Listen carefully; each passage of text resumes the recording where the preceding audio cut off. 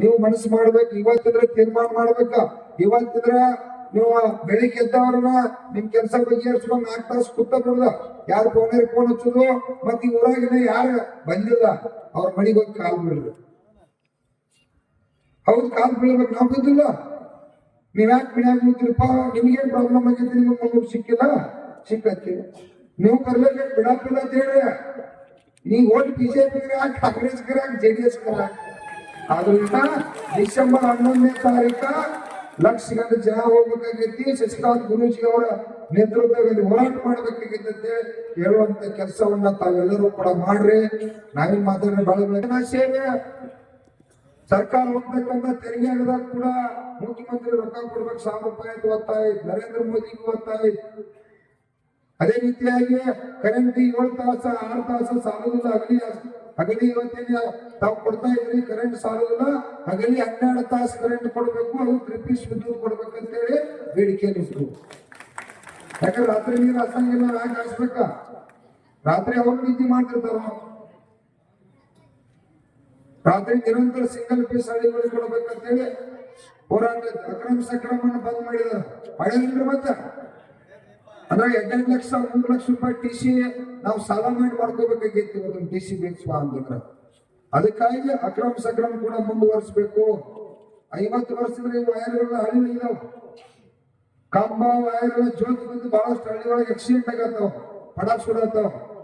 ಆ 50 ವರ್ಷ ವೈರ್ ಕೂಡ ಬದಲಾವಣೆ ಮಾಡ್ಬೇಕಂತೇಳಿ ಮುಖ್ಯಮಂತ್ರಿಗೆ ಹೇಳ್ಬೇಕಾಗಿದೆ. ಹೇಳ್ಬೇಡ್ರಿ, ಇವೆಲ್ಲ ಅವಶ್ಯಕತೆ ಅದಾವ. ಡಿಪಾಸಿಟ್ ತ್ರಿಬಲ್ ಪಟ್ಟು ಮಾಡಿದಾರ. 10,000 12,000 13,000 ಹಳ್ಳಿಯೊಳಗೆ ಸ್ಯಾಂಕ್ಷನ್ ತಗೋಬೇಕಂದ್ರ ಅದನ್ನು ಕೂಡ ಅತಿ ಕಡಿಮೆ ಆಗ್ಬೇಕು ಅನ್ನುವಂತ ಹೋರಾಟ. ಅದೇ ರೀತಿಯಾಗಿ ಹಾಲಿಗೆ ಒಂದು 100 ರೂಪಾಯಿ ರೇಟ್ ಕೇಳ್ಬೇಕನ್ನೋದು ಮತ್ತೆ ಹೆಂಗ್ ಮಾಡಿ ಹೇಳ್ರಿ. ಕೇಳಬೇಡ್ರಿ, ಕೈ ಎತ್ತಿರೋನು. ಯಾಕಂದ್ರ ಹಾಲು ಅದೇ ಇಷ್ಟ ನಾವು ತಂದ್ರೆ ಒಂದು ಲೀಟರ್ ಹಿಡಿದೈತಿ ಇಲ್ಲ. 60 ಹೆಚ್ಚು ಒರಿ ತಂದಾಗ 1 ಲೀಟರ್ 1.5 ಲೀಟರ್ ಬರ್ತದೆ.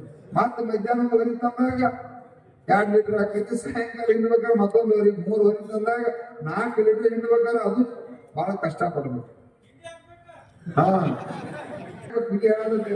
ಖರ್ಚೈತೆ 200 ಖರ್ಚು ಮಾಡಿ 200 ಉಳಿವಾದು. ಬೆಳ್ಳಿ ಬೇಯಿಸಿದವಾಗ 200 ರೂಪಾಯಿ ಉಳಿವಾದು. ಮತ್ತೆ ಕೇಳದ್ದು ನಾ ಬಾಳ ಕೇಳೋದು, ನೀವು ಅನ್ಸ್ತಿರುತ್ತೆ 100 ರೂಪಾಯಿ ಕೇಳ್ಬೇಕು. ಅದಕ್ಕೆ ಸಾಕಷ್ಟು ನೀರಾವರಿ ಯೋಜನೆಗಳು ಆಗ್ಬೇಕೀಗ. ಬಹಳಷ್ಟು ಕೆಲವು ಕಡೆ ಭಾಗದಾಗಿನ ನೀರಾವರಿ ಯೋಜನೆಗಳಾಗಿಲ್ಲ.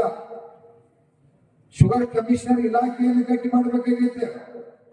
ಶುಗರ್ ಕಮಿಷನರ್ ಇಲಾಖೆ ಒಳಗ ಮಹಾರಾಷ್ಟ್ರದಾಗ 100 ಮಂದಿ ಅಧಿಕಾರಿಗಳಿದಾರ, ಸಿಬ್ಬಂದಿ IAS ಅಧಿಕಾರಿ, ಸ್ಪೆಷಲ್ ಕಮಿಷನರ್ ಅದಾರ. ನಮ್ಮಲ್ಲಿ ಈ ತನಿ ಹಿಡಿದ್ರೆ ಏನ್ ಮಾಡ್ಯಾರ ಗೊತ್ತಾ ನಿಮಗ? 5 ಮಂದಿ ಇಟ್ಟರು, ಬರೀ ವೆಚ್ಚಗಳು 5 ಮಂದಿನ. ಅವ್ರು ಎಂದೂ ಜೀವನದಾಗ ಕಾರ್ಖಾನೆಗೆ ಹೋಗ್ಲಿಲ್ಲ.